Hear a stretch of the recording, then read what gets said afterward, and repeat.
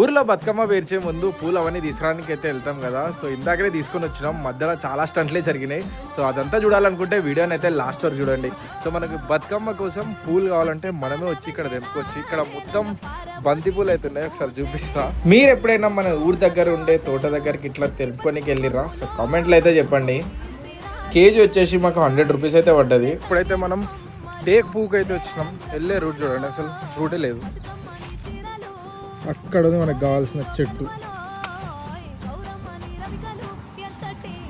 ఇన్ని రోజులేమో వర్షం పడ్డది, ఇప్పుడేమో సమ్మర్ కొట్టినట్టు కొడుతుంది ఎండ.